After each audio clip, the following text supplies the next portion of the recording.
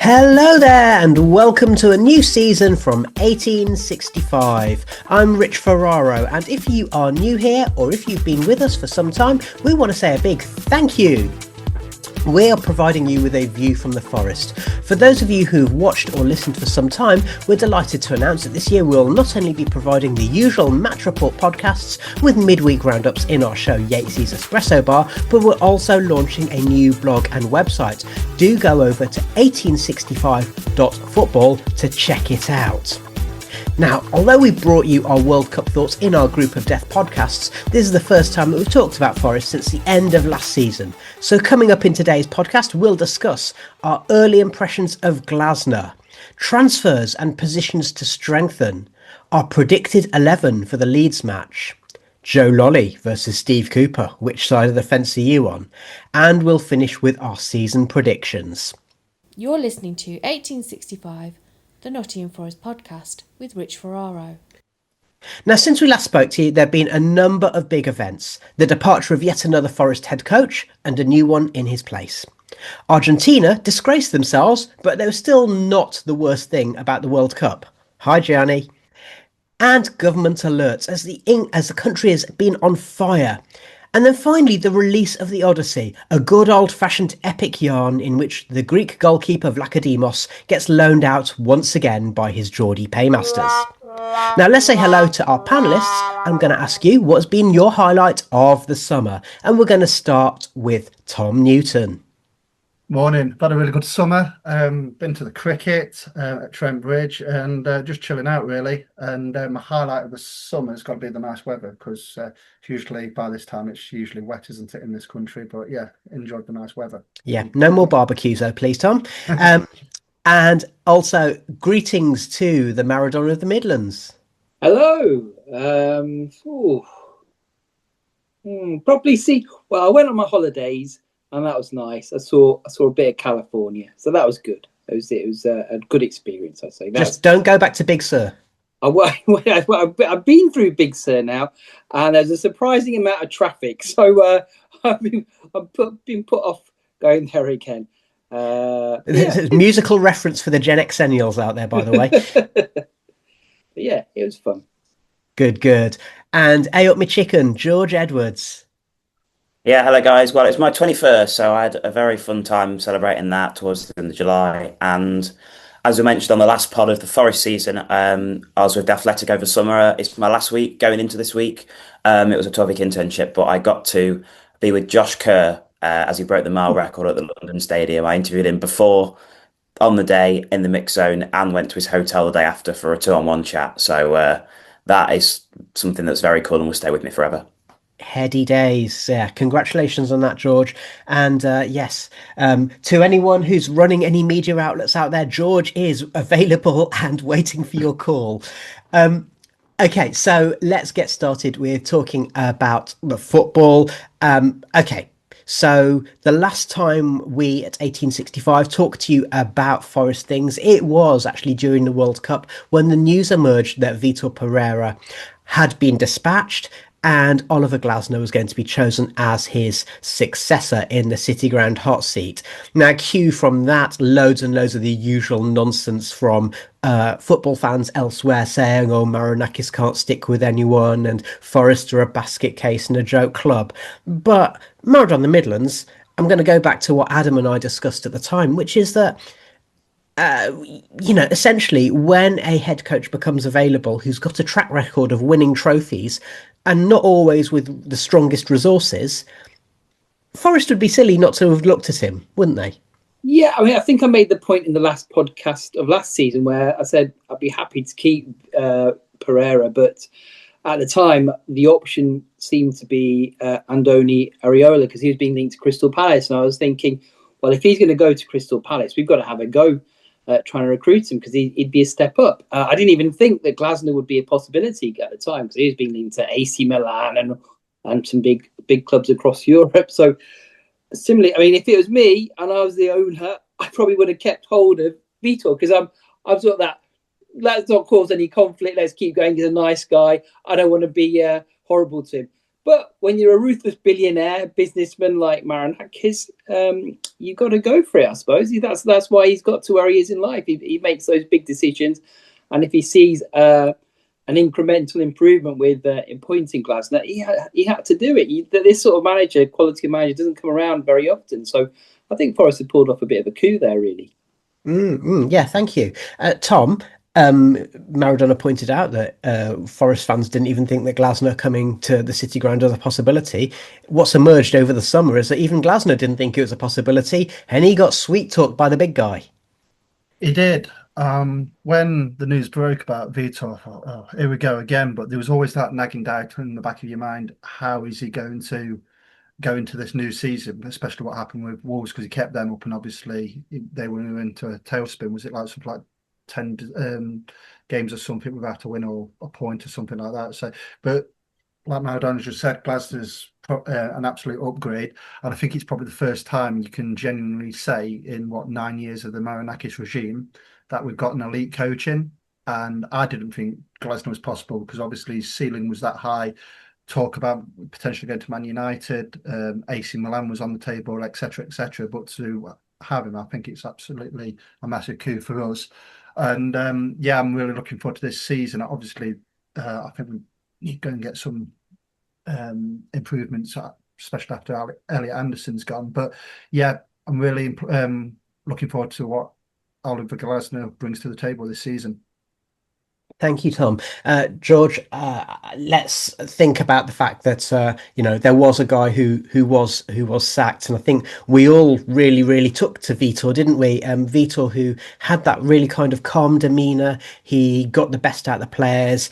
Everyone talked about the vibes, and and yet Glasner coming in, Glasner does not strike me necessarily as a vibes manager. He's quite rigid tactically. He is very demanding, and the players in the media trained world of players, they still manage to say, "Bloody hell, it's hard work." This. So yeah, what do we feel is going to be the difference between Glasner and, for example, the other managers, bearing in mind that the only manager, as Tom mentioned, that we had before who had a track record of winning trophies was Ange Postecoglou?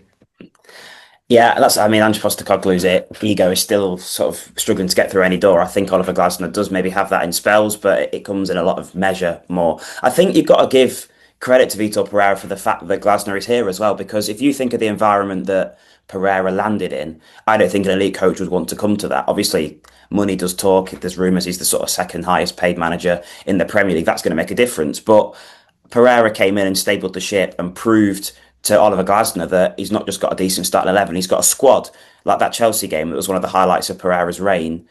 That proved that not only the starting 11 with Gibbs White, Anderson at the time, Sangare, the starters, no, actually the full squad is competitive in the Premier League and will give him hope that he can progress the club back towards Europe to where Forest want to be. So I think without Pereira, maybe you don't get Glasner and you certainly don't get the positivity. I think there's a clear structure that's going to come in, and on the face of it, you're sort of thinking, how's it going to work? But Forest played with a back three in that system before. I think Pereira was slowly trying to implement the high press. I remember Villa at home in the Europa League first leg. And Forest sort of came out and started pressing, and it was a surprise almost because they'd sort of worked towards that under Pereira, and then in that game they sort of got it.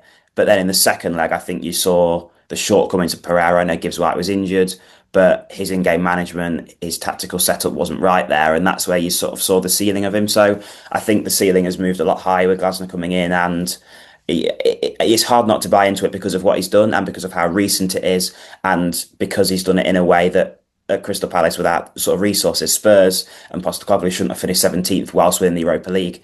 Palace can finish mid-table whilst winning the Conference League because of what he's got. So it does provide positivity, and as much as Maradona was saying it's ruthless, it's why Marinakis is the owner of a football club like Forest, because he can put emotion aside and he stuck to the plan, right? Pereira was probably brought in and seen as a short-term coach, and that Forest would have been happy to continue with had somebody like Glasner not come along. But particularly for a club like Forest, you're not going to get this chance again, probably. So you've got to take it. And if it works, Forest might be in a position to keep appointing managers like Glasner, but you've got to get there first. Yeah, Tom, you're nodding your head there. Yeah, I mean, when you've got a manager like Glasner there, you go for him. I mean, other fans might say it's ruthless, but like George just said, you don't get to certain places without obviously going for those elite types of personnel. So I think it's a win-win for us. I mean, Vitor, like I says, he's done his job. That's what he kept And us up. also, I'd like to have a word for Vitor because he obviously, the way in which he was sacked was pretty brutal, but he conducted himself with dignity during and after his time at the City Ground, and I think we need to acknowledge that he's obviously a good man. We took to him for that reason, and he is, and he's left on good terms, and that very rarely happens in football these days. Yeah, and let's be honest, if we kept Deitch to the end of the season, would have played in the Championship yesterday because we was only going one way. So, like he says, Vitor, yes, it was brutal, and football is a brutal sport, and it's ruthless, isn't it? But I mean, he was dignified, wasn't he? The way he went and everything, and he'll always be remembered as the manager who got us to a semi-final in the Europa League and kept us in the Premier League when our Premier League status was in huge doubt. Yeah. Maradona Midlands, back to you. So I remember when Stuart Pearce had been sacked as the Forest manager all those years ago, apparently when the news broke, he said to the assembled journalists, he goes, well, it's football, isn't it? And I should imagine that's how Vitor feels. Obviously, Vitor will have been handsomely financially rewarded, and he's always been a guy who's kind of not stayed at clubs for very long. Does it worry you that Glasner doesn't stay at clubs for more than 2 or 3 years, or is that enough time? I think that's just the way of the world now, and especially at Forest. I mean, we know he's not going to be here for like 5-10 years. So if he's unsuccessful, he'll get sacked. If he's successful, one of the bigger clubs will come in for him. So that's the truth of the matter. But on the other hand, he did see out his contract at Palace when it looked like he was engineering his own sacking. Yeah, he did. I mean, and yeah, maybe he's one of those people who say, I'll always see out my contract. But I think... And he didn't just stay, he won the trophy, didn't he? So well, quite. Half-assed. Yeah. And then, but yeah, it looked at one point, sort of January last year, after lost in the FA Cup away at, can't remember who now. Macclesfield. Macclesfield. Yeah, it looked like he was on the verge of leaving then, but so he did very well to sort of pull it around and stay and win the trophy. But yeah, I don't think any of us are expecting him to be here in 5 years' time. But if he can get a good 2 seasons out of us, get us into Europe again, maybe win a trophy, maybe win the FA Cup or something, I think we'll all be happy. George? And you look across the Premier League now, I think after sort of Arteta and Emery, like Keith Andrews is one of the longest serving managers in the league now. And this time last season, he was a completely new manager and he had his first Premier League. Oh, I've got better than that. A brilliant stat that I heard, and I haven't fact checked it, but apparently Marco Rosa is the 12th longest serving manager in the Premier League. And of course, he hasn't actually managed a game in the Premier League yet. There's 9 new coaches this season, which is a record, beating 8. I think from the start of last season, there's 11 with Carrick and De Zerbi coming in. So like that's just the way football is now. It's not a Forest thing. Yes, Forest and particularly Maranaka's other clubs do go through managers in a cutthroat way, but that's the way football works now. Everybody is constantly pushing to progress and to have new things. And unless you're like Pep Guardiola and can build a dynasty and don't really have anywhere else to go, that's the way of the world. So and of course, about that. And of course, the whole thing about Marinakis not backing his managers is a myth. There's basically, if he sees that there's been mistakes made, he'll pull the plug. But he has backed managers in some cases against the odds. Even if we go back to the start of last season, everyone was amazed that he managed to go as long as he did before Nuno had to go. And of course, there's the ongoing court action, which is allegedly to do with the way in which Nuno left. But I'm just going to point out that on Friday or Thursday or Friday in his press conferences, we heard Nuno saying at West Ham, we're not doing so well here. There's a lot of things that need to be put in place. And Forest fans up and down the country were going, yeah, that sounds familiar. Anyway, one thing that is in contrast between Vitor Pereira and Oliver Glasner, Tom, is the fact that Vitor, he found different ways of playing. He adopted different formations and different tactics at different times. Glasner, tactically, although he says formation-wise he is open to playing with a back four, but tactically he is very rigid, isn't he? He is, but that's what's brought him success with the three at the back and the two wing backs. So I think with Forest this season, it's going to be a bit of a for the first month or so. It's going to be a bit of a slow burn. But once he gets his ideas across, his formations and how he wants the players to play, I think be all right. But I think we do need a wing back because I don't think Einer's going to be up and down because we've seen it when he played a part of the back four in the last couple of seasons. He goes on one burst and he's out of the game for 20 minutes because he's trying to get his breath back. So Yeah. I do fear for his future. I mean, Nico Williams, he's not as quick as Aina, but he's got that engine where he can go up and down, up and down. And if you look at Nico Williams's consistency over the last few seasons, he's hardly missed a game. And the only time I think he missed the game last season was through the suspension when he got sent off against Palace. So I think that needs to be looked at. So what I'm trying to say is once Glasner gets the players what he wants, Yeah, I think would be put us in good stead. Yeah, and we'll talk about transfers in just a minute. But yeah, I think you're absolutely right. We were just thinking, Ola Aina, he did do an interview with the BBC where he was saying, yeah, as a fullback, you can choose the times when to go forward. As a wingback, you have to do it every time. And we're going, Ollie, you look knackered after 55 minutes every match, even just playing as a fullback. So yeah, so it remains to be seen. Anyway, you'll have to get an extra lung off Timo or something like that, so just to get through games. Yeah. I think his current two lungs are from Timo as well. You might not remember this, George, but we signed about 20 years ago when I was in League One. We signed a player called Gary Holt from Norwich, and everybody says, "Oh, they call him three lungs." Yeah, we signed him, and two of them were on the blink. So. I think all three of them were on the blink, to be perfectly honest. Anyway, let's talk about positions to strengthen in just a minute. You're listening to 1865, the Nottingham Forest podcast. Welcome back to 1865, and it's time for more of a view from the Forest with the Maradona Midlands, with Tom and with George. And let's talk about transfers. Just before the break, Tom mentioned about how Ola Aina is, let's say, not necessarily that well built for the wing-back role. Maradona Midlands, it's been nice to see the return of a missing face, Eric da Silva Moreira, who got a few minutes under Nuno and then more or less was entirely sidelined for pretty much the entirety of last season, apart from a couple of appearances on the bench. He looked like a player with great promise and certainly looked like he might be well suited to the wing-back role. So although I don't know if we'd want to rely on him, it's nice to see a player who was out in the cold potentially getting a chance. Yeah, maybe. I don't know what level he's at though. Cause I've not really seen enough of him. But I mean, we were being linked with wing backs, full backs, even when Vitor was the manager or the coach, even at the end of last season. That's been the consistent theme throughout the summer. We keep them being linked with people, so that's obviously an area where they're trying to strengthen. And it seems like everyone in the Premier League is going, well, can you play right back? Because it seems like right back's the new left back all across the league, isn't it? Yeah, and I suppose I agree with you that Ola's going to maybe struggle with that position. We have got the wingers in Ndoi and Bakwa maybe could play those roles, but I think with both of those, you're probably losing something defensively if they're forced into that position. The big loser, I suppose, is Callum Hudson-Odoi, because I don't think he can play that position at all because he doesn't like getting back, and so that it'll be interesting to see what happens with him.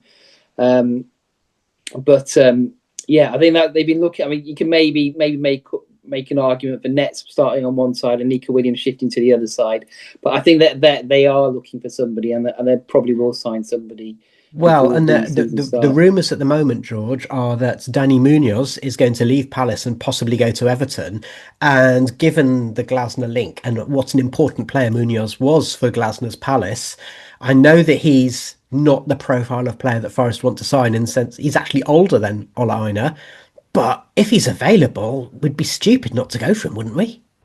Yeah, 100%. Yeah. If you've got a hardened player who's proven he can play in that system in the exact role and he's up for sale and he's going to Everton, as opposed to maybe going to a manager who's brought the best out of him and giving him the platform to leave Palace and go to a more ambitious, better club. Then Forest would be silly to sort of pass on it if that could be on the cards. They've got to, for me, right back is like, or right wing back is the position. I think over striker. I just think because Munoz proved how important, and Mitchell on the other side, how important it is to have these wing backs doing the job properly. I can't do right back properly. Like, and his desire defensively has also gone like fell off a cliff. And you think about in the season when Nuno was here and Forest got to Europe, he was arguably the best right back in the league. I think last year he went from that to being one of the poorest performances. I'll never forget Midtjylland at home when he sort of stood there and watches the guy come from behind him and let him head it into the net. And I always thought defensively that was a strong point, and it just seems to have lost that desire. And I just think he's unforgivable. I know there might be some genuine problem there, but he's 28 in the prime of his life. I think as a footballer, he probably could play for a team better than Forest, but he just cannot get his stamina in order.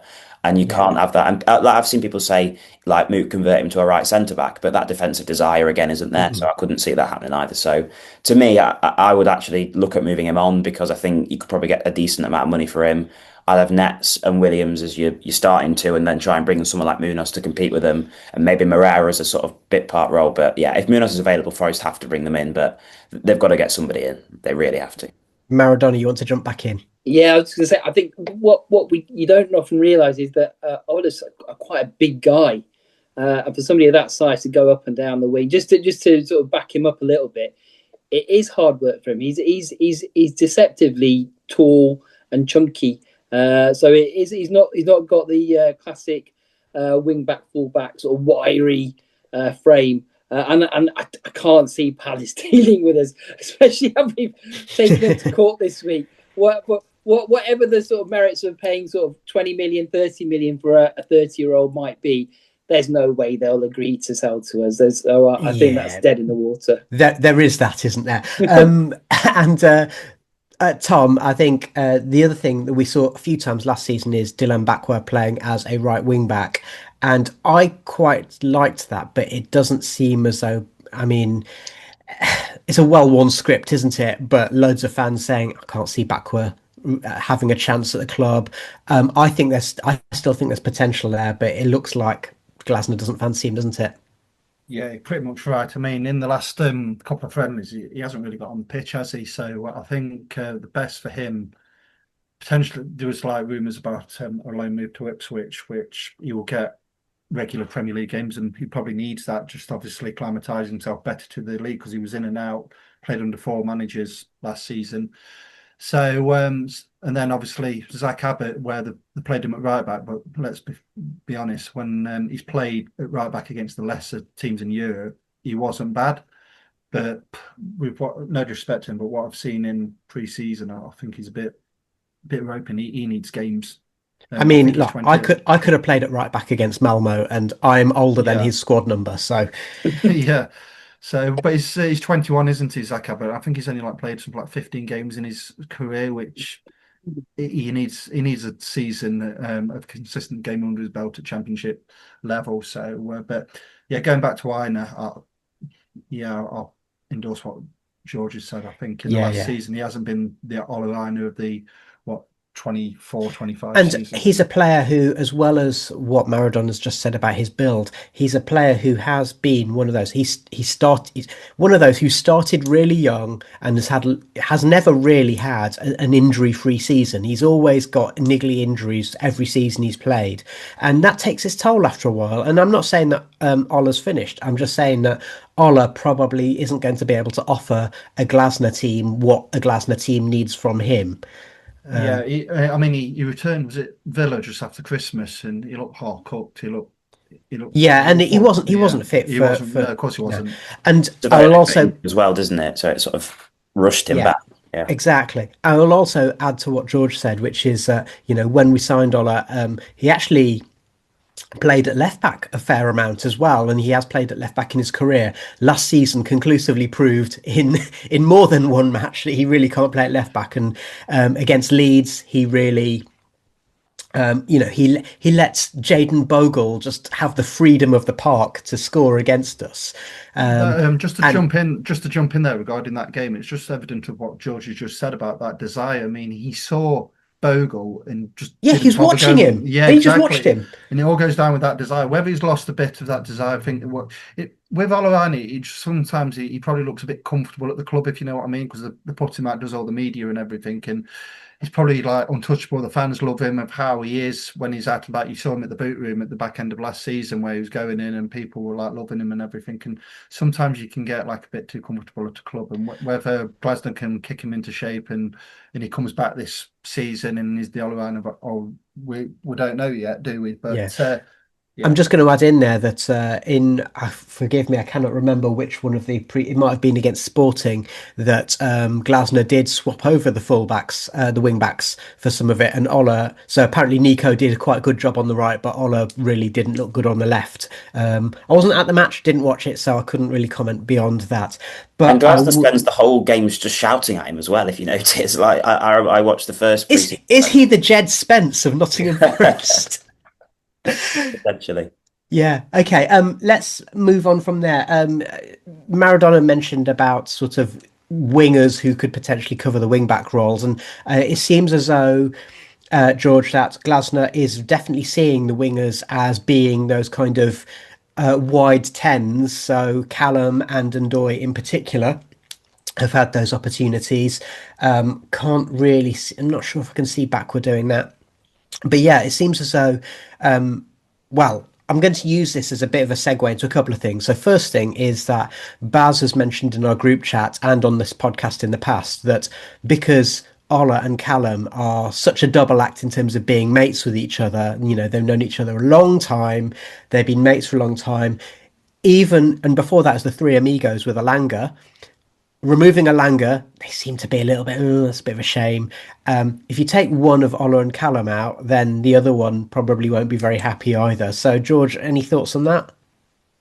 Well, if I've never been a huge Hudson-Odoi fan either, so if that was the case, I wouldn't mind losing them both, to be honest. I think Forest, like in that attacking area, obviously the striker question is still in debate. Gibbs White as a starter, they're missing like. It's hard to like you want to just liken them to the Palace squad every single time, and it's easy to do that. But you're missing a sort of natural winger who is going to come and score you sort of 10 goals, get 5 assists in a season. Hudson-Odoi, like he's shown he can score goals at Premier League level. I also question his mentality as well. He went on one of Ola's streams and was saying that he was like banging assists in left, right, and centre, and he got injured, and I think he got 2 assists across the season Yeah. before he got injured, and that, you know. So I think there's also a mentality, comfortability problem with Hudson-Odoi potentially there as well. So I think it's an area where Forest don't really have to recruit because of the numbers they've got in terms of Hutchinson. Also, his minutes have been limited in pre-season. I think he does like Ndoye. I think he does see Ndoye as having a big part to play, and that he can maybe convert him into a more Ismaila Sarr. And if you're thinking about the profile, he probably does suit that more than the other three. He can get in goal scoring positions. He obviously, the issue with Ndoye is that he just fades out of games completely, and he's so easily so. Like, you know, you don't really have to sort of oppress him to get him out of a game. And like he scored against Leverkusen, and then I was watching at home, but I didn't see him for the next 40 minutes. So that's something Glasgow will have to sort of prove, but it won't be a priority for Forest because of the numbers they've got, I think. Yeah, yeah. And Tom, just before I come to you, I mean, you saying that about Ndoye just makes me think about the times that we saw him up against a fullback last season, and he struggled with that. But then you think about, for example, the goal that wasn't against Fulham, and that's where he was in that kind of channel position. So it worked a bit better. So yeah, the idea of a wide 10 might suit him a little bit better. But Tom, you wanted to come in. Yeah, it'd be interesting how Hudson-Odoi goes into this season because we know he's had that Achilles injury a few years ago when he was at Chelsea, which kept him out for about a year. And obviously he's had to redefine his game. Now, he had an injury last year, which kept him out for the back end of the season. I can't remember what it was, but you don't know if it's another injury, and it might stop him even more, if you know what I mean, of Yeah, what he's yeah. capable of and what he actually get. So yeah, it'd be And I interesting. can see him playing in a wide 10 position, actually. I really can, because again, as a winger, he can. I mean, he's a very definition of mercurial, isn't he? So let's move on from that because the news that broke.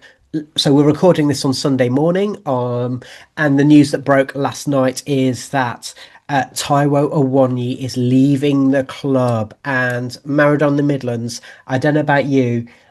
I feel desperately sad. Absolutely love Taiwo as a player and as a person, but it's also the right thing for everyone involved, for Coventry, for Forest, and for the man himself. Yeah, I mean, I'm a little bit sad, not desperately sad, but yeah, it's definitely the right thing for him. It's a bit of a shame from my perspective. We're just starting to see the best of him again in glimpses at the end of last season, where when he's fit. He's as good as anybody in the Premier League in sort of worrying defenders.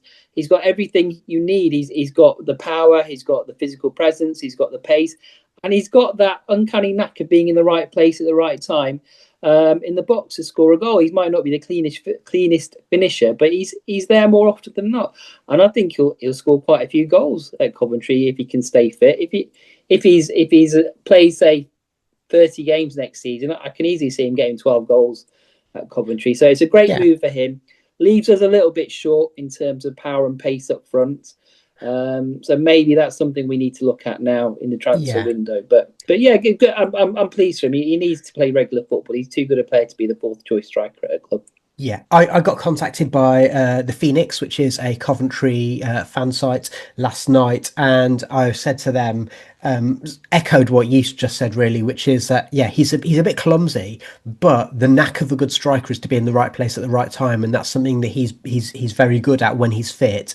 Obviously injuries have been a big part, and there was that awful thing against Leicester, which we're not just talking about a guy who could be losing his career. We're talking about a guy whose life was in danger at some point. A really, he seems like a good man. But George, in the last match of last season, when I was talking to the guy next to me, I was saying, I can see Taiwo going to Coventry. I can see him going to a newly promoted club. It would seem like a good move for everyone. He's coming to last year of his contract, so we can recoup a fee. Last night it wasn't quite clear, but it sounds as though it's about 17 million, which is the fee we paid for him, which, bearing in mind he's only got a year left on his contract, means that it's quite a significant on-book profit, according to the amortization rules. And a newly promoted club, you can see him having a big impact there. Yeah, I mean, I actually am not really sad at all. I'm quite happy. I think like the end of the Nuno season was probably like coming towards the end of the road. I think you felt like he'd given as much as he could. He was quite available that season. People sort of say about his fitness, but the last two seasons, he actually has been available most of the time, particularly that season when Forest got into Europe. I think he only missed 2 or 3 games through injury, just didn't come on as much because Chris Wood was obviously having the season of his life. And I was thinking, right, even though Forest are going into Europe and they'll play more games, need more players, it's probably the end of the road. Then obviously the injury happened against Leicester, and that's not a way you want anything to end, and you've got to look after the player as well and nurse him back. And it was brilliant to see him come back. And like the last memory of him now, he did play a few games and after that, but you think Chelsea away, and that was the epitome of Taiwo and what he can do for a team like Forest, leading the line against, he was one of the most experienced Premier League players in that side because it was a rotated side at Chelsea away. I don't know what my camera's doing, so sorry about that. But I think dramatic effect there, George. It's just the end of the road, and it's right. And I think you can't help but smile when you think about Taiwo Awoniyi, because you think back to that first season when we needed somebody, and he stepped forward, and he's always had a smile on his face. He's always sort of given his all, and he's not always been fit, and it's not always great on the eye. But I think he'll bring much needed Premier League experience, recent Premier League experience to that Coventry side, because they've kept a lot of their Championship side together, but I still think they're lacking in that experience department. So it's a great move for all parties, and for Forest to get some money, to recoup some money, and go again in the transfer market. It is perfect. So good luck to him, and thank you for that season, for keeping us up and for scoring in 7-8 games in a row. Yeah, and I would also point out, Tom, that his first goal for Forest and his last goal in the one that secured our Premier League status in one of the greatest days at the City Ground, I was going to say in recent history, but possibly in history as well. And both of those came off his shin, which just shows right place, right time, play with a smile on your face, use your physical attributes, and it will come off for you occasionally. Definitely. And the goals, like you've said, the goals in that first season kept us up. I mean, then the second season, he started really well. He scored against Arsenal, Man United, etc. The thing is with Taiwo is that his spirit epitomises how we've been as a club. His smile's never dropped. That spirit has obviously kept us going and kept us in the Premier League. And yeah, I like Taiwo, but I think in games you look at him and you're thinking, yeah, he is probably coming to an end. But when we've needed him, like back end of last season, when we had all those games coupled together, he really contributed. I mean, those goals against Chelsea, and obviously he come on against Sunderland, set up Elliot Anderson, and then that goal against Brentford, Yeah. where he's ran the half the length of the pitch. But yeah, I miss Taro. Nobody's obviously going to go against what I'm saying. What a guy! Because he's always got himself up after all these injuries. The one way he was put into an induced coma. He's always brought himself back, and his spirit has never waned, has And it? he's So, never taken any of it for granted. We all no, know, well, Coventry fans, if any of you are listening to this bit or watching this bit, this is a guy who had to walk to play football barefoot through the streets of Nigeria. He's never forgotten that. He's sent, although he realized he's never taken his riches and his fortune for granted. He sends loads of money back to Nigeria. I know a few people who go to the same church as Taiwo and his family, and they say he really is that good a guy. So thank you for everything, Taiwo, and good luck, except against us, to use the old cliche. Just to move on from there ever so slightly, though, on back to the subject we're talking about, which is the Glasner way of playing. What that suggests, and what we saw in the most recent friendly against Leverkusen, is that it means that Callum Owendo may well go from being one of the number 10s, where we've got a lot of players for that position, and he may well get his chance to play as a box player, which Maradona Midlands, you and I were saying last season before he was dispatched by Deitch, that that's the kind of player that you don't see very often in the modern game, a fox in the box. Yeah, he looks disinterested for a lot of the time, and you think, what's he doing? But just watching him the few times that he actually played at Forest last season, you could see that he comes alive when there's a chance in the box. It drops to him, and he'll score you a goal. And it's really important that we utilise that this season. If Glasner can get the best out of him, and I'm sure he can do, he'll be a tremendous asset for us. And I can see him. I can see Igor. I can see Chris Wood all chipping in with maybe double-figure goals this season if they're sort of rotated correctly and given enough match time. So. Yeah, I think yeah, definitely. He's got the chance. Hopefully, this season to show what he can do. Okay, thank you very much. We will come back and we'll start making some predictions after this. You're listening to 1865, the Nottingham Forest podcast. Welcome back to 1865. It's time for more of A View from the Forest with the Maradona Midlands, Tom and George. And let's start thinking about what we think the team's going to look like. So we're going to ask you for predictions in the Leeds match. So in goal, do we all agree it's going to be Matt Sells?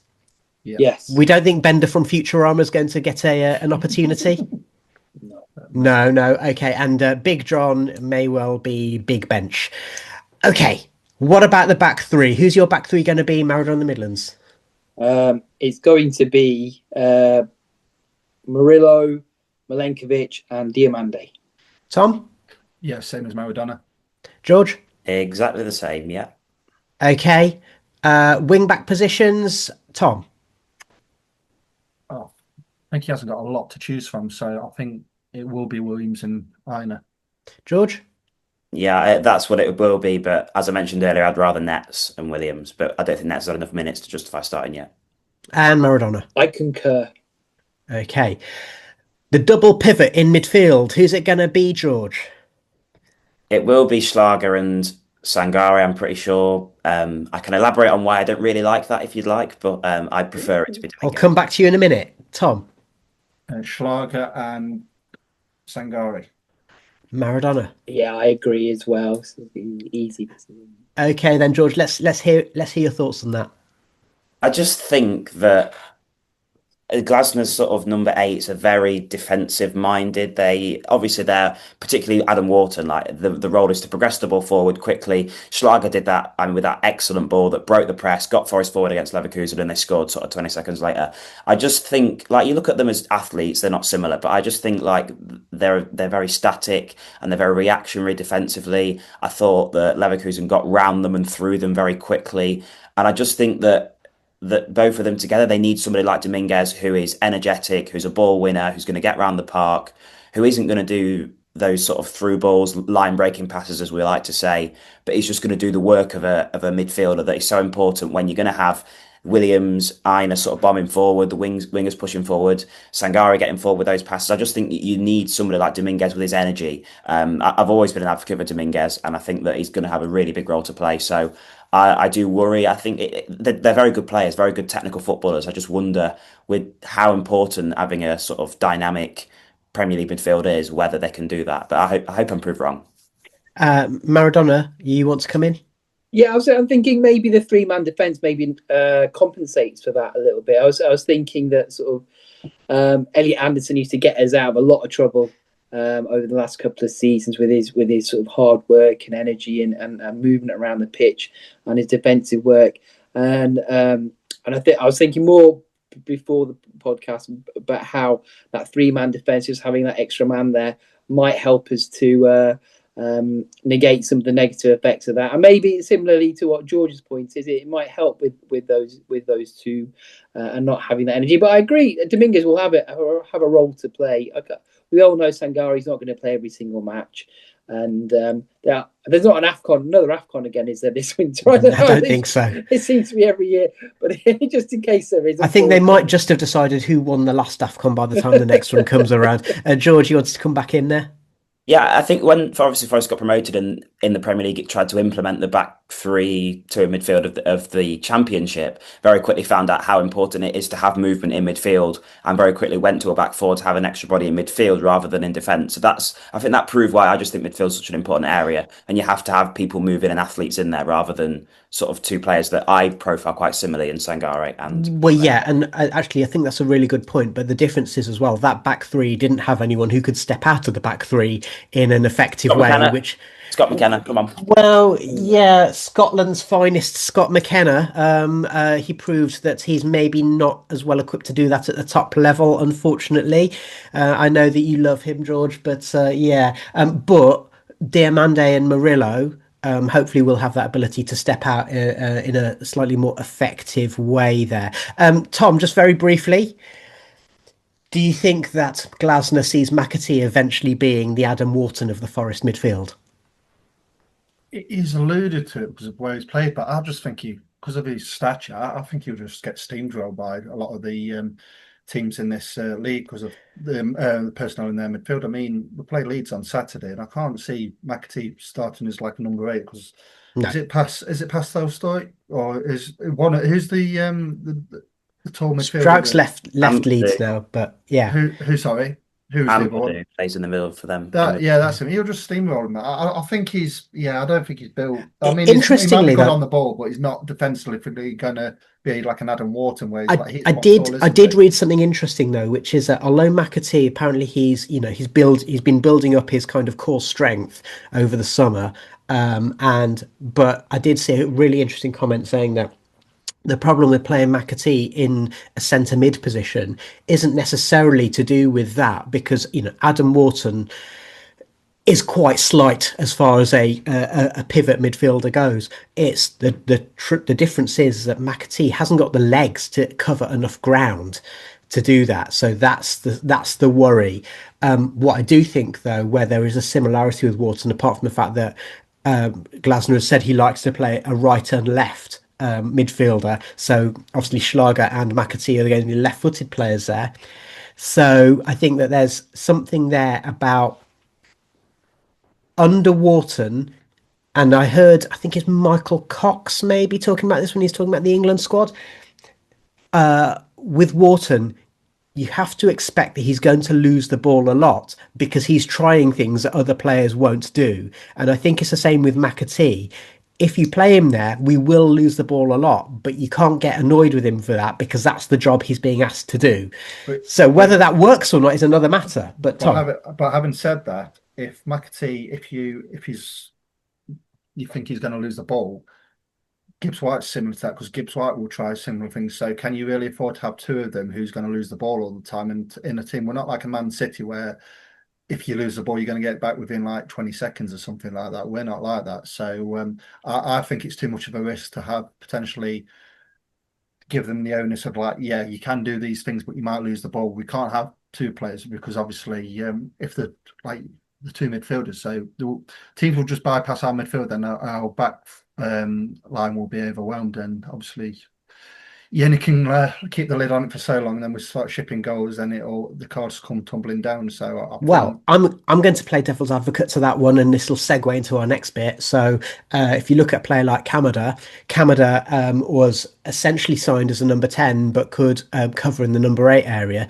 So as you'd mentioned Gibbs White there, if McAtee tries something, we know that Gibbs White will cover the ground. So with that, Maradona Midlands, who do you think will be our two number 10s?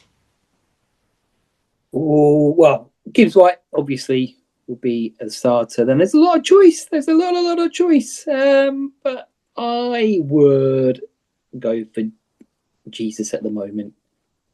Okay, George?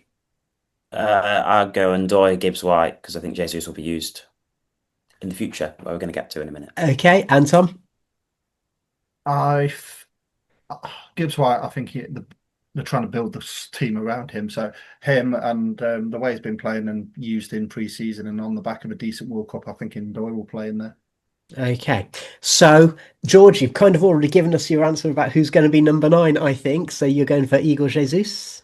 Yeah, correct. Yeah, I think the amount Forest have played long balls up to him as well and tried to play off him, I think has proven that may be where they're going to start.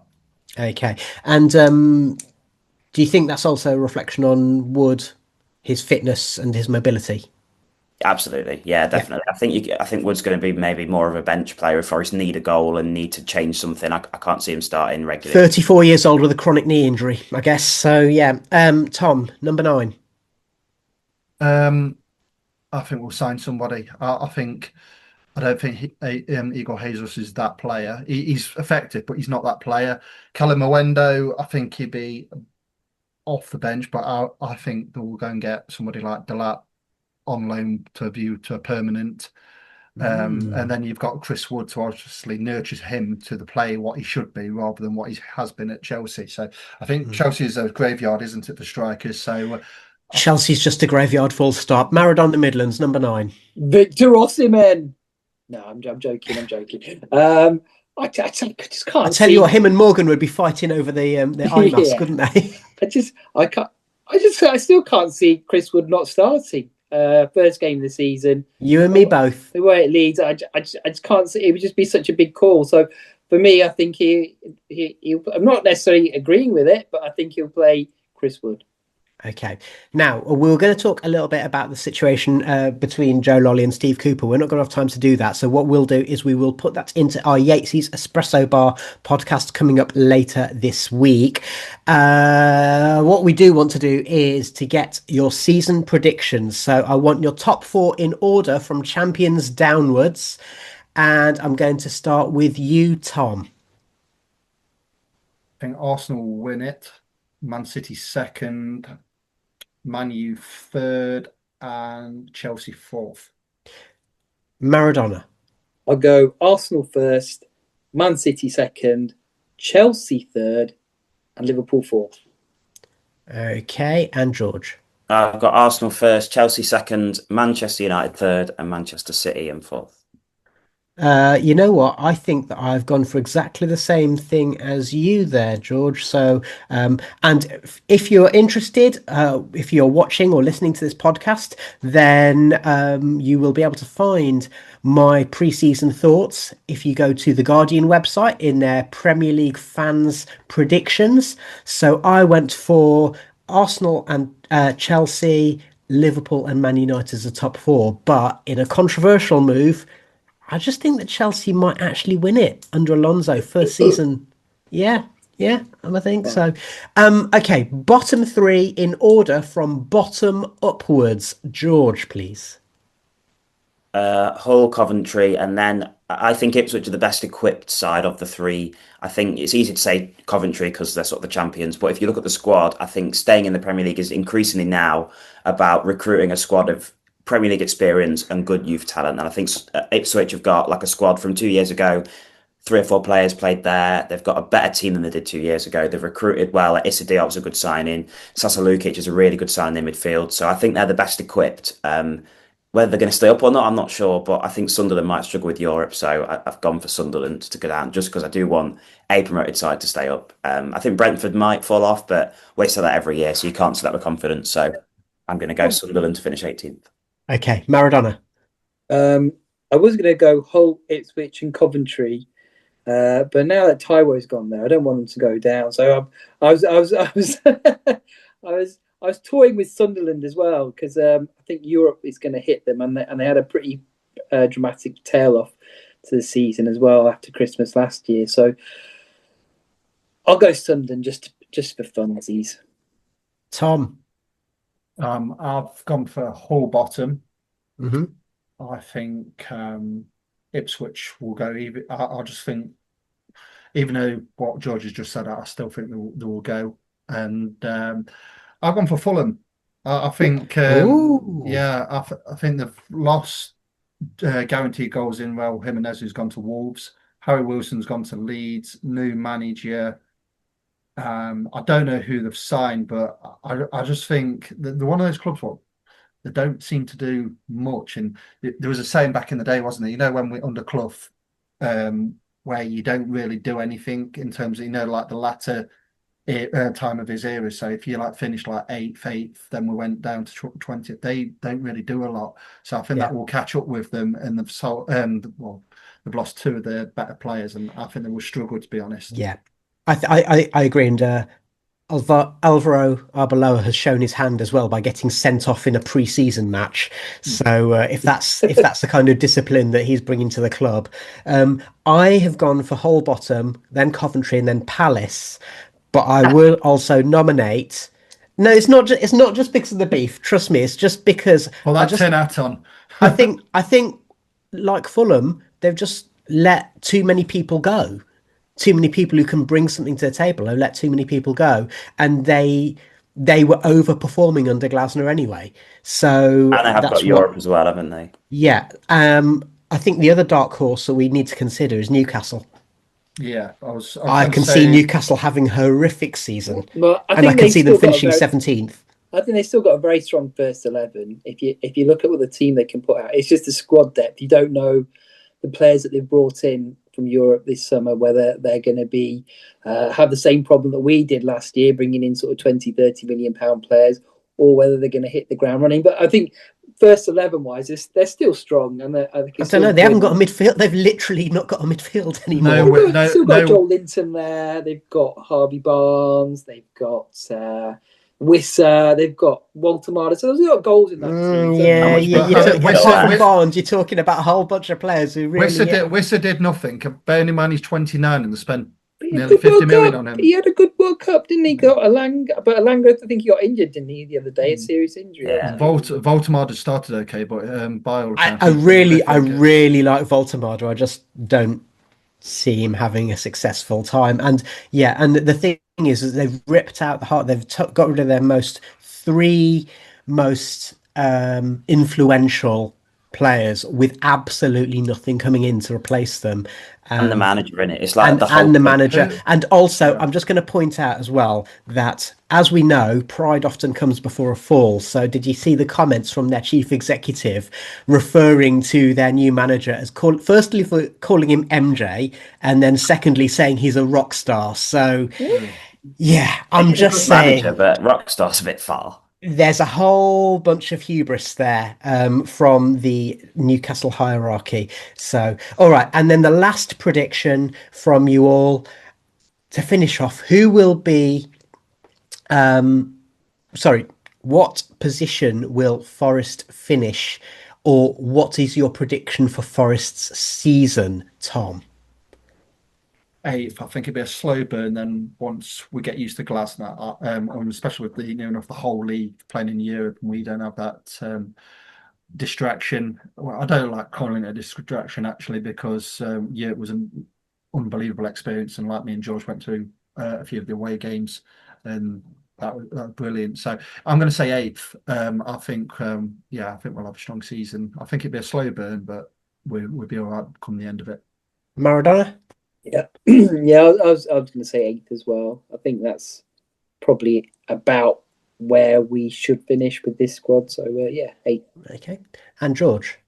I was going to say 8th, but I'll be different and be slightly more hopeful and say Champions. 7th. I do think it'll be a slow burn, and I think Forest have actually got a luxury in that I don't think they're going to recruit heavily now between now and the end of the window. But with the Anderson money, there's a lot then to spend in January once Glasner is bedded in and once it's obvious where we can improve. So I think 7th. I think with second the Gunter money that we've still got to spend.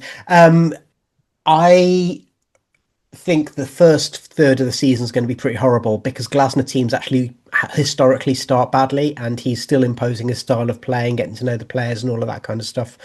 So I've gone for 12th, but with the FA Cup. Just a bonus question for you then. Who will be the first Premier League manager to get sacked, George? Oh, wow. It could be Arbeloa, to be fair. I think he's probably up there. I don't think Huddle sack the manager regardless of what they do. So I'll go Arbeloa, or like if Ipswich don't start well, I'm expecting them to do okay. Then it could be Gary O'Neill as well.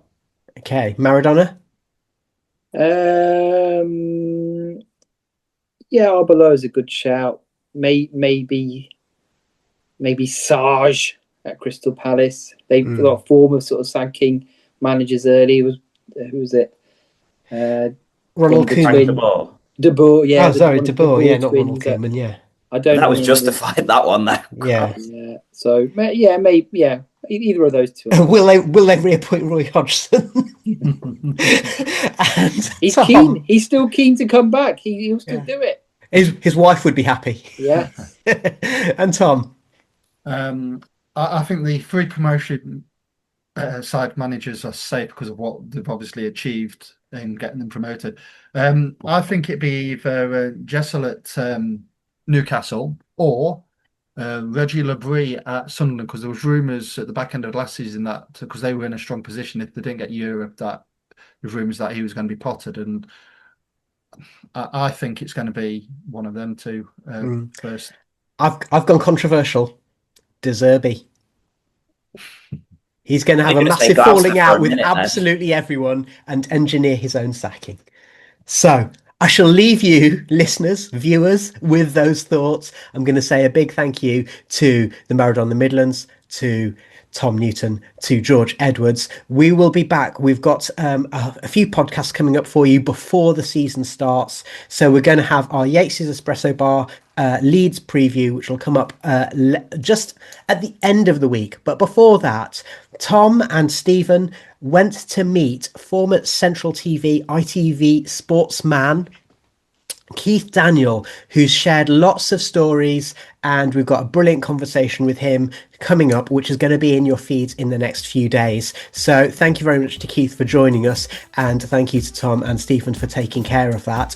And thank you for joining us for this very first podcast of the 26-27 season. This is 1865, A View from the Forest. We'll be back in your feeds very, very soon. Come on, you Reds. You've been listening to 1865, the Nottingham Forest podcast. Follow us on X, Insta, TikTok, Threads and Blue Sky, and listen via Apple, Spotify and YouTube. All the links are available at 1865.